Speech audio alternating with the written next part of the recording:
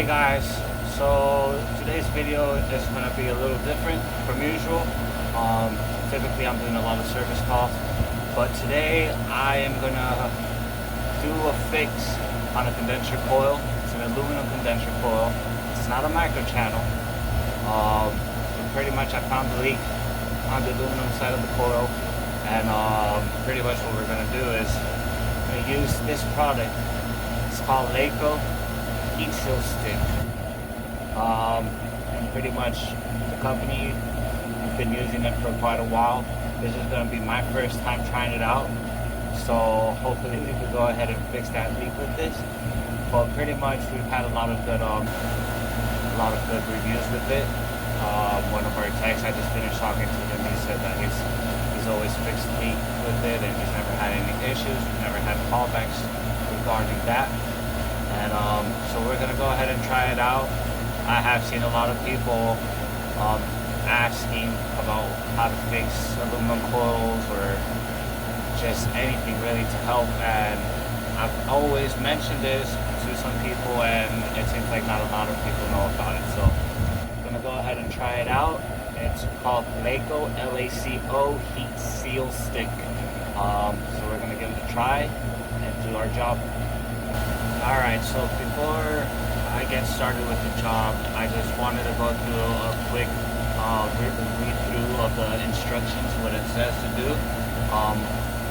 First thing, of course, is to go ahead and clean out the aluminum pipe that you're going to go ahead and fix. I already did that. So now it pretty much tells you that you can,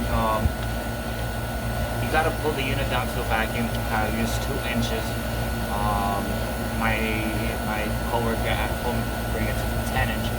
So I'll go ahead and just put it around like 5 or so just to try it off. And it also mentions that you can use your torch or a heat gun. So since it's the first time, I'm gonna go ahead and use the heat gun just to be safe. Worst case scenario, I seem like it's just slowing me down, I'll go ahead and grab my torches. I already have my torches here, so I brought both just in case. But also the other thing was that my coworker, what he told me was that he uses the MAP gas, but I guess since it's not as strong as our torch is, it helps to melt the epoxy heat quicker and more smoothly, pretty much.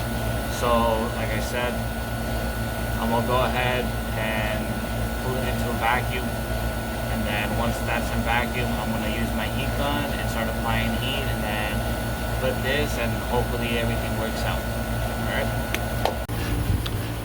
Alright, so pretty much I went ahead and used that stuff that I was talking about. Yeah, you can see it applied right in there. It's holding on the pressure. It actually did fix it. I don't see any issues. I have the system pressurized with only 30 pounds. I actually just ran out. I was on call this weekend, so I haven't even had the opportunity to go to the supply house. So I already added bubble soap to it just to make sure there's nothing going on there. I have the timer set on my Testos just to give it a few minutes. Probably set it for like 15. After that, and I'm just gonna go ahead and put the vacuum on it. But yeah, pretty much I did exactly what the instructions said. Put the unit on a vacuum. The first time I brought it down to like 6, and then I started applying the heat. I actually used my heat gun.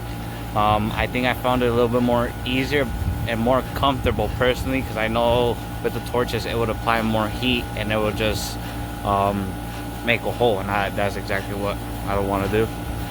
So I used the heat gun, and the heat gun used perfect.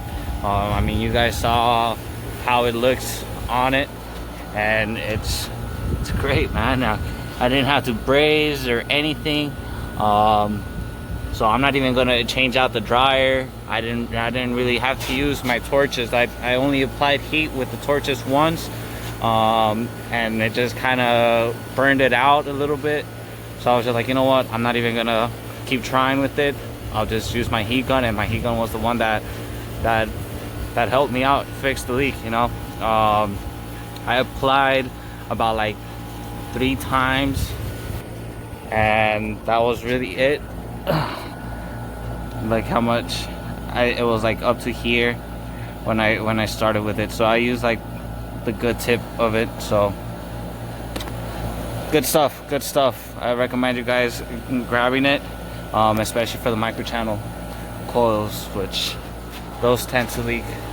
So it's 3 minutes. It's still holding pressure. I'm gonna go ahead and start dropping down my nitrogen, bring my torches down, and just get going so I could have it easier, and then put my unit on vacuum and bring a tank of 410A and then charge her up.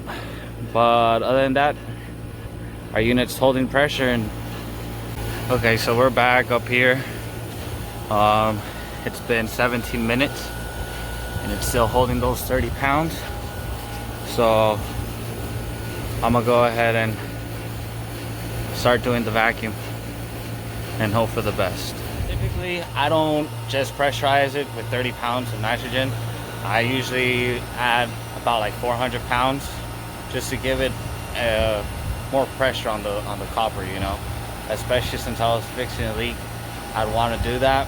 But like I mentioned earlier, I was on call this weekend and I had a bunch of clogged drain lines, so I just used up all my nitrogen. I had to run to the supply house and grab some, but I'm doing the vacuum already. Hopefully once I add the refrigerant, nothing happens. Hopefully it's cured and it's gonna hold the pressure, you know. But other than that, that was just pretty much what I was gonna say. That I don't usually do just 30 pounds of pressure, I mean, to the unit.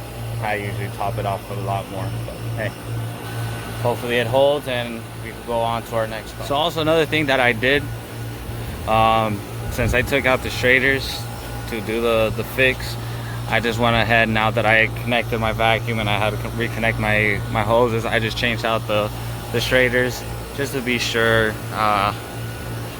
I never like blaming it on the shaders, but it's just to prevent any callbacks and something like that happening. So alright guys, so just like I had mentioned, I don't pressurize with just 30 pounds.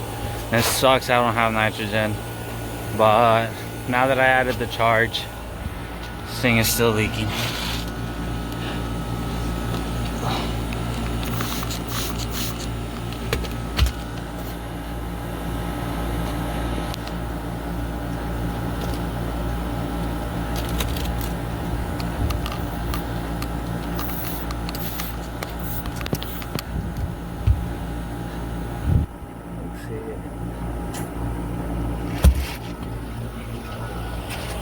So yeah, I mean, the unit's off right now. It's satisfied in there.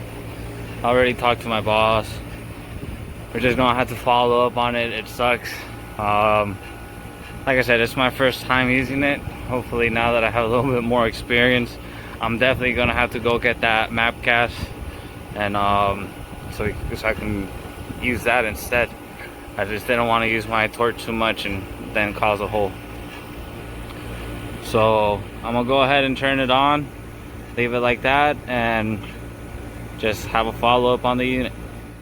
Damn guys, so I'm wrapped it up there. Kind of upset about how that went. So we're gonna have to follow up and just do it the right way. Yeah, so that's the end of the video, guys. Hopefully you guys can go ahead and check out that product. Go to your supply house and see if you guys can find it. Try it out. Let me know what you guys think. I do know there's other stuff out in the field, but I like using stuff for the first time and, you know, trying it out and see how it goes. But hey, it is what it is. I'm actually at the supply house gonna grab some nitrogen and stuff, so make it a little easier on my next call.